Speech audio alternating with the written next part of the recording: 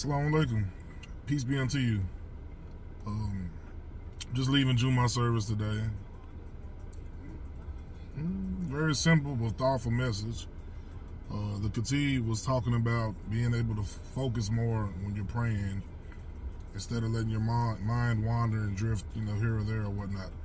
I want to address the issue though, something that I notice more and more of. Get kind of annoying, but I always try to humble myself, so I try not to show that I'm annoyed by it, or I try to use each moment as a teachable moment.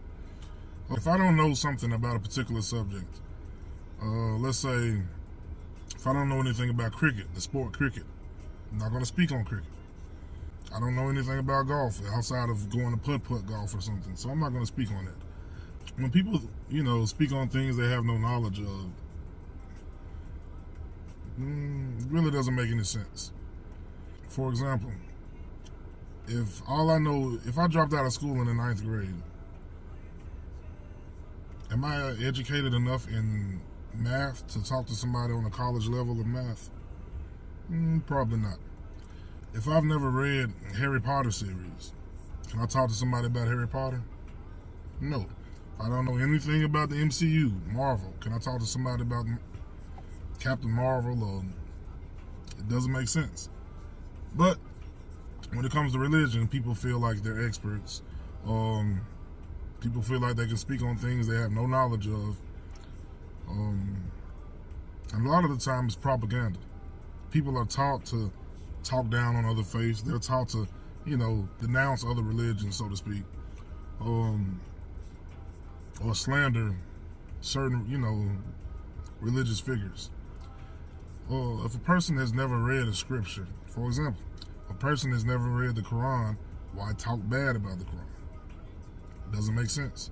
If a person doesn't know anything about Prophet Muhammad, why speak bad about Prophet Muhammad? It doesn't make any sense. Most Muslims I know, we come from a place of learning. Most American Muslims, contrary to what people know or believe, most American Muslims were ex-Christians. We grew up Christian, we come from a Christian background. Most of us have actually read the Bible in its entirety. Not just certain books, not just the New Testament, omitting the Old Testament. We've read the entire Bible, Genesis to Revelations. Over time, we've studied it, we've broke down the Bible. Now, we don't consider ourselves experts in that field, but we like to think that we know more than the average person who has not read any of the Bible. They could probably only quote 1 or 2 verses.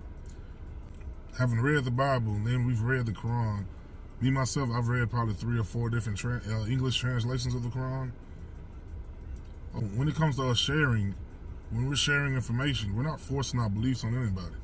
Just like a person can click on a video, you can hit the back button in a second and get out of there. But when we share videos, when we're sharing information, when we're sharing content, we're sharing that for those who are soul searching, for people who are searching. I've dealt with situations before where a person came up to me and was like, hey, I'm interested in reading the Quran. That's why I always try to make sure I have Qurans available or pamphlets available on Islam, some kind of reading material that I can leave someone with. So he was like, hey, I'm interested in reading the Quran. I always wanted to check it out. So I was like, hey, I got one in the car for you. I came to the back of my car and, opened the car up and handed him a Quran. And his uncle pulled up. I didn't even know that was his uncle. And he said, hey, nephew, what you doing? He said, man, nothing, just talking to Ali. I just got a Quran from him. His uncle got very aggressive. He got very frustrated. Why are you reading that? You don't need to read that BS. That don't make no sense. You don't need to read that. He's like, but, I was just curious. I wanted to see what it was all about. Just read the Bible. Don't read that. That makes no sense at all. I'm like, your nephew is curious, and you're telling him to read. You're encouraging him to read, but you're limiting what he can read. That doesn't make sense. Me, myself, I know a lot of Christians who have read the Quran.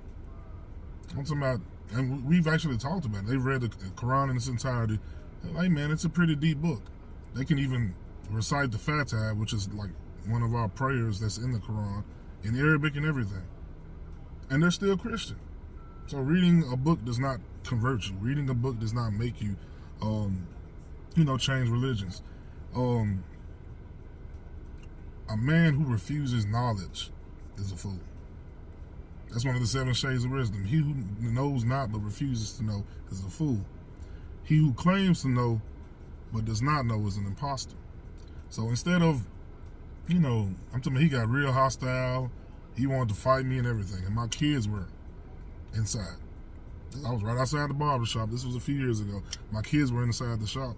And when he realized that, he came up to me, "Oh man, I apologize. I feel real bad." And I told him, I said, "Dude, I just walked away because my kids were inside."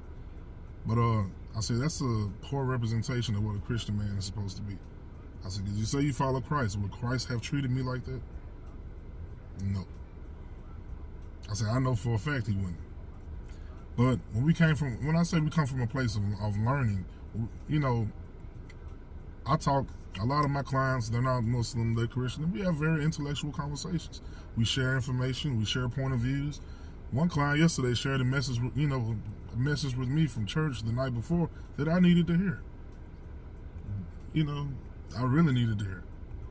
But at the end of the day, there's nothing wrong with us talking for the purpose of sharing information and to better understand each other.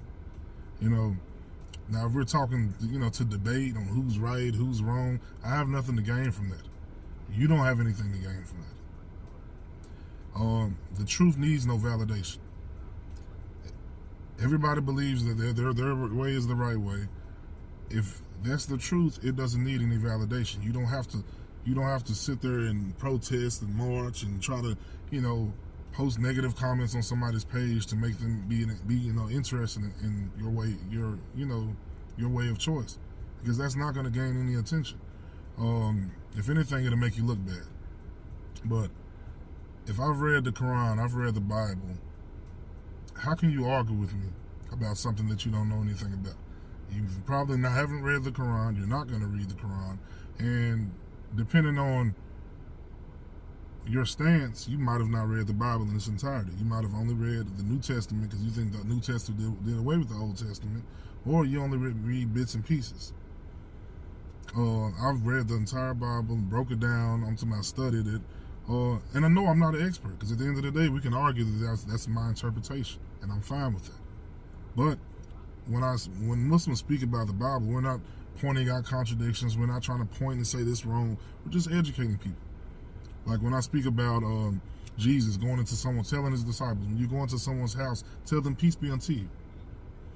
When I point out that a lot of the prophets in the Bible fell on their face and prayed. Jesus himself fell on his face and prayed in the Garden of Gethsemane, if I'm not mistaken. There's a verse in the New Testament where Jesus told his disciples to sell their shirt and buy a sword. Most people don't read, so most people wouldn't know that. And no, I'm not twisting it. I'm not putting a Muslim slant on it or using the trick. Look it up. That's what it says. Most people don't read, though, but they'll argue, but they won't read. It's all love, It's all love. I'm sharing content. I'm creating a peaceful place for dialogue.